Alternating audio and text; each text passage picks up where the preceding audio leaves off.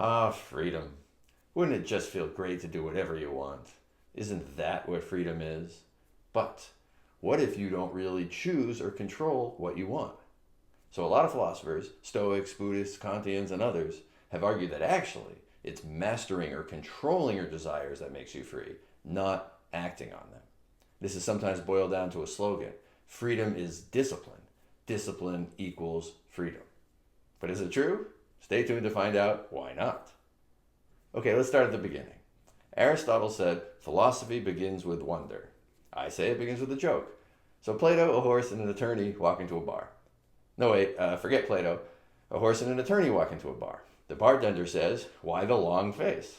Get it? Because long is spelled Lawng, like lawyer. Now, I bet that awful joke made you groan or grimace or roll your eyes. I also bet that groan or grimace happened automatically. You didn't choose it or control it. It just happened. What if you led your whole life like that? Just reacting to things automatically without thinking about it?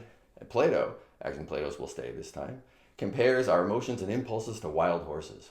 Imagine a charioteer at the helm of a chariot harnessed to two wild horses. One horse represents our emotions and spirits. The other our impulses and our appetites and our drives. Now we call our drives, but who is driving? The unskilled charioteer will be driven or dragged by the wild horses of emotion and impulse. Wild horses run blindly, suddenly, impulsively, violently. They spook easily. They are unreliable and unpredictable and short-sighted. Only when we firmly take the reins with a steady hand and a clear head are we truly in the driver's seat, in control of our own lives. The 20th century philosopher A.N. Whitehead said all of Western philosophy is just a series of footnotes to Plato. Plato's philosophy is felt everywhere. So we get the idea that mastering your inner demons is the path to freedom, not letting the wild horses run the show. We get the Stoic idea that freedom means letting go of what you can't control, the outside world, and mastering what you can control, the inner world of emotion and impulse. We have the Buddhist idea that desire causes suffering, so to limit suffering, you should limit desire. We get the Kantian idea that one is a slave to one's passions unless one governs those passions. And then we get all sorts of practical ideas. Stick to the schedule of your resolutions even when you feel like you can't. Don't let feelings of fear or anxiety control your life. Don't groan at a bad joke automatically. Well, okay, maybe that one doesn't fit, but resist temptation, don't indulge it.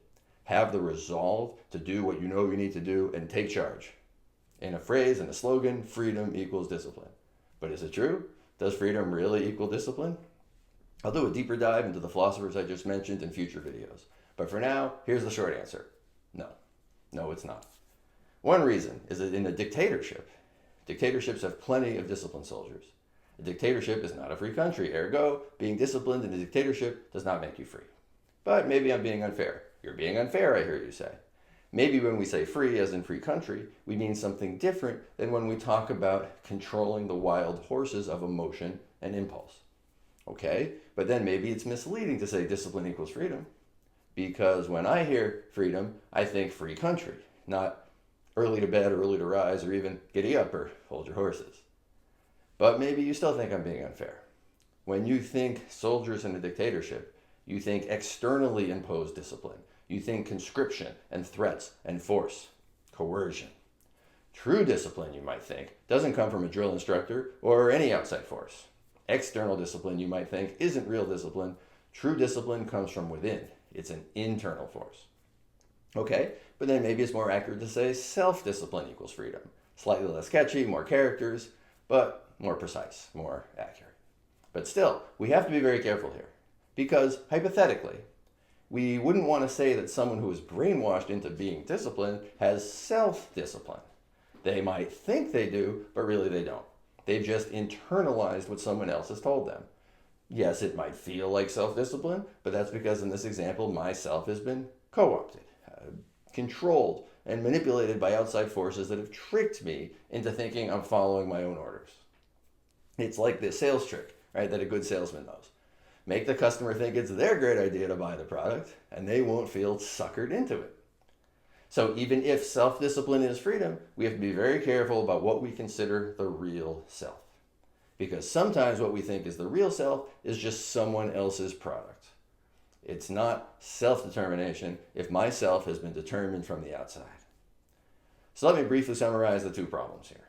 One is that looking inward for freedom as internal self-discipline leaves open the problem of politics, of what to say about the discipline of a person living in a dictatorship.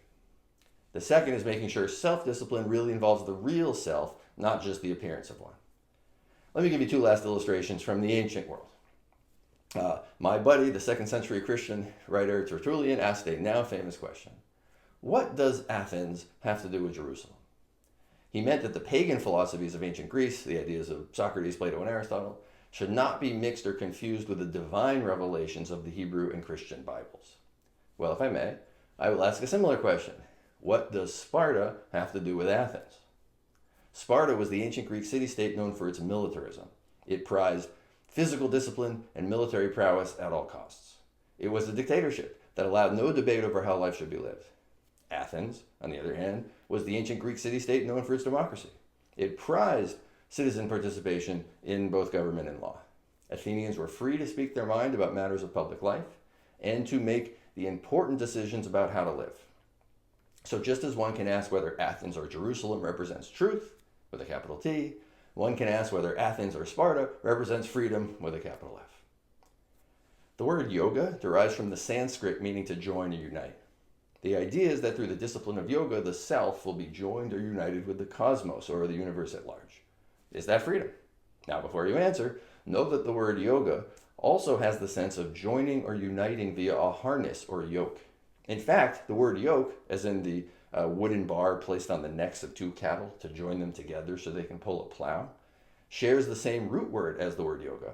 So yes, the yoke joins and unites the cattle, and it imposes discipline. But it's hard to imagine the yoke liberates the cattle. Quite the contrary.